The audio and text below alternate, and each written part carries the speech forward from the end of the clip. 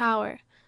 On no part of the Royal Air Force does the weight of the war fall more heavily than on the daylight bombers, who will play an invaluable part in the case of invasion, and whose unflinching zeal it has been necessary in the meanwhile on numerous occasions to restrain.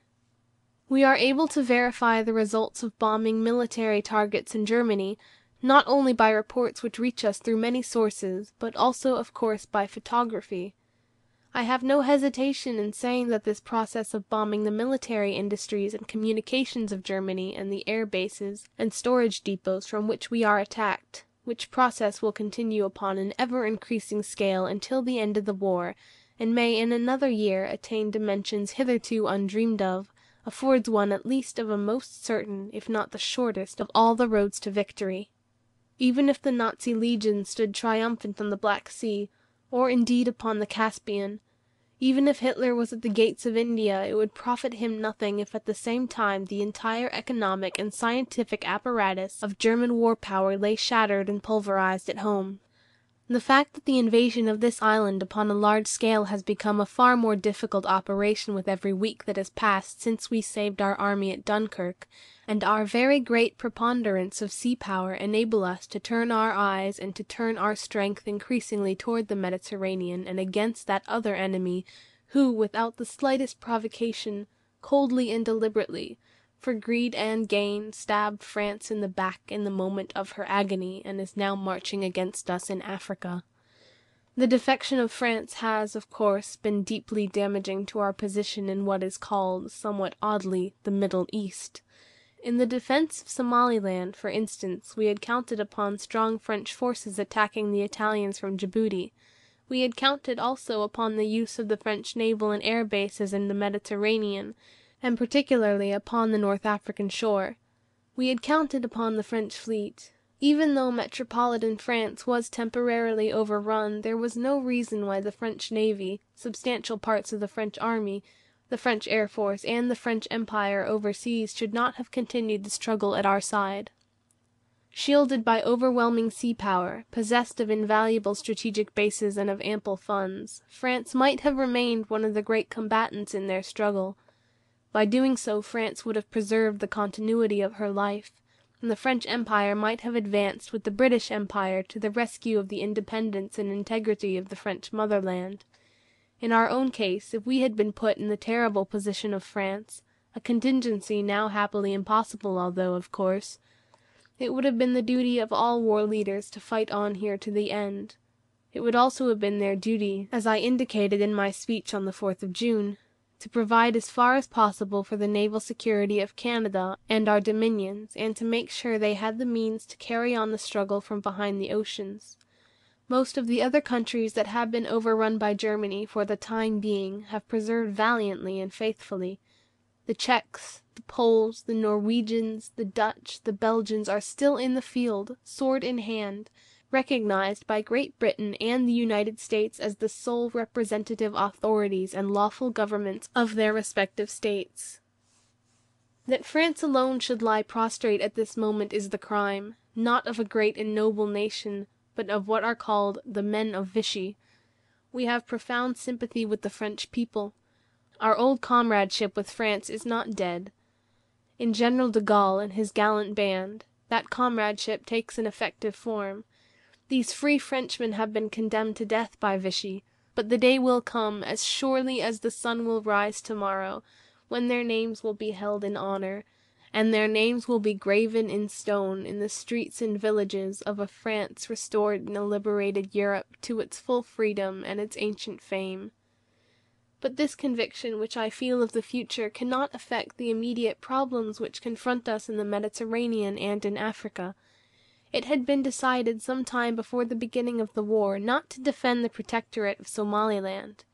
That policy was changed in the early months of the war, when the French gave in and when our small forces there, a few battalions, a few guns, were attacked by all the Italian troops, nearly 2 divisions, which had formerly faced the French at Djibouti. It was right to withdraw our detachments, virtually intact, for action elsewhere. Far larger operations no doubt impend in the Middle East theatre, and I shall certainly not attempt to discuss or prophesy about their probable course. We have large armies and many means of reinforcing them. We have the complete sea command of the eastern Mediterranean. We intend to do our best to give a good account of ourselves, and to discharge faithfully and resolutely all our obligations and duties in that quarter of the world. More than that I do not think the House would wish me to say at the present time. A good many people have written to me to ask me to make on this occasion a fuller statement of our war aims, and of the kind of peace we wish to make after the war, than is contained in the very considerable declaration which was made early in autumn. Since then we have made common cause with Norway, Holland, and Belgium. We have recognized the Czech government of Dr. Beneš, and we have told General de Gaulle that our success will carry with it the restoration of France. I do not think it would be wise at this moment, while the battle rages and the war is still perhaps only in its earlier stage, to embark upon elaborate speculations about the future shape which should be given to Europe, or the new securities which must be arranged to spare mankind the miseries of a third world war. The ground is not new. It has been frequently traversed and explored, and many ideas are held about it in common by all good men, and all free men. But before we can undertake the task of rebuilding, we have not only to be convinced ourselves, but we have to convince all other countries that the Nazi tyranny is going to be finally broken. The right to guide the course of world history is the noblest prize of victory. We are still toiling up the hill. We have not yet reached the crest line of it. We cannot survey the landscape or even imagine what its condition will be when that longed-for morning comes. The task which lies before us immediately is at once more practical, more simple, and more stern. I hope, indeed I pray, that we shall not be found unworthy of our victory, if after toil and tribulation it is granted to us. For the rest, we have to gain the victory. That is our task. There is, however, one direction in which we can see a little more clearly ahead. We have to think not only for ourselves, but for the lasting security of the cause and principles for which we are fighting, and of the long future of the British Commonwealth of Nations. Some months ago we came to the conclusion that the interests of the United States and of the British Empire both required that the United States should have facilities for the naval and air defense of the Western Hemisphere against the attack of a Nazi power which might have acquired temporary but lengthy control of a large part of Western Europe and its formidable resources. We had therefore decided spontaneously, and without being asked or offered any inducement, to inform the government of the United States that we would be glad to place such defense facilities at their disposal by leasing suitable sites in our transatlantic possessions for their greater security against the unmeasured dangers of the future. The principle of association of interests for common purposes between Great Britain and the United States had developed even before the war. Various agreements had been reached about certain small islands in the Pacific Ocean, which had become important as air fueling points. In all this line of thought we found ourselves in close harmony with the government of Canada.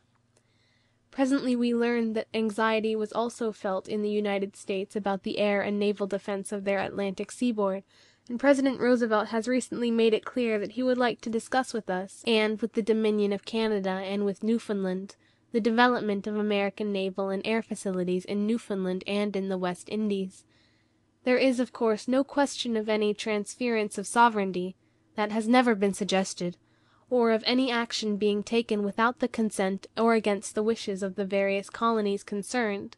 But for our part, His Majesty's government are entirely willing to accord defense facilities to the United States on a 99 years leasehold basis, and we feel sure that our interests, no less than theirs, and the interests of the colonies themselves and of Canada and Newfoundland will be served thereby. These are important steps. Undoubtedly this process means that these two great organizations of the English-speaking democracies, the British Empire and the United States, will have to be somewhat mixed up together in some of their affairs for mutual and general one can stop it. Like the Mississippi, it just keeps rolling along. Let it roll. Let it roll on full flood, inexorable, irresistible, benignant, to broader lands and better days.